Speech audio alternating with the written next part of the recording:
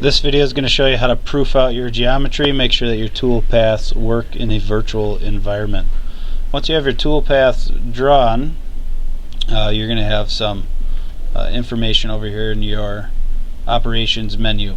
Before you even get to this step, however, do be sure that you have the Mach 3 Tormach as your machine type. If you do not, you're going to need to go up here to machine type mill, select the Mach 3, and you're going to have to recreate those tool paths. If this says generic mill, you're going to have issues when you take it to the machine. So do make sure, verify that you have the Tormach Mach 3 up here. Second thing you need to make sure of is you need to make sure that your stock is set up appropriately. And the easiest way to check for that is to make sure you have that red box outlining your geometry extents. If you're not sure how to do that, go to your stock setup, set in your Y dimension, X dimension, Z dimension. Make sure you have your origin set appropriately, and you can change that simply by clicking on different corners of the block. I want it where X and Y come together, so I'm going to click in that upper left hand corner. And then in order to get that red box to display, you need to select display and solid. If you've done that all appropriately, you'll have a virtual red block underneath the geometry that you've drawn.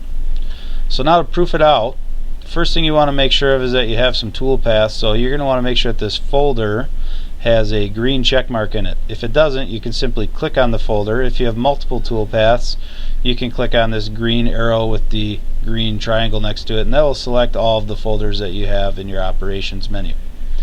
Make sure that that is activated. Once that is activated, if you don't see any blue lines indicating the pathway of your tools, go ahead and click on these blue waves up here. That'll turn your tool paths on or off. That'll verify that you actually have tool paths there. If you don't, check down here.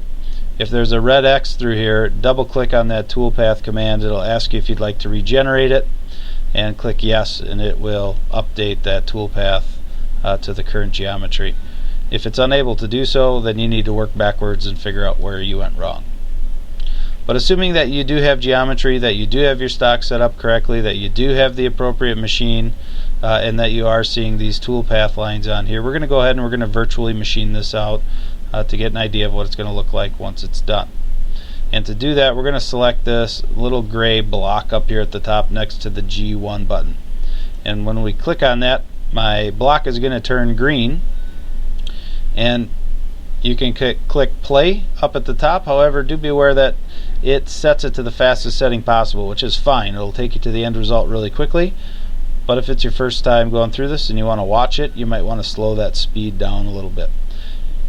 We'll go ahead and I'm going to click play, and you're going to see the tool travel through the stock just how it will on the machine in the exact order.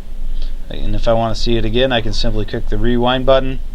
Again, if I go super fast, it just gets me to that endpoint really quickly. If I hold down my scroll button in the center, I can orbit that part around to kind of get a feel of how deep those cuts are going to be, and that looks like what I was after. If it is what I was after, I have tool paths, everything is checked out to all those things I mentioned previously in this video. The next step is going to be to post the video, or post the code. So again, to verify out, simply click on this verify gray block up at the top. It'll take you into this virtual machining environment. Play it, make sure that it's doing what you intended it to do. That's verifying your tool paths.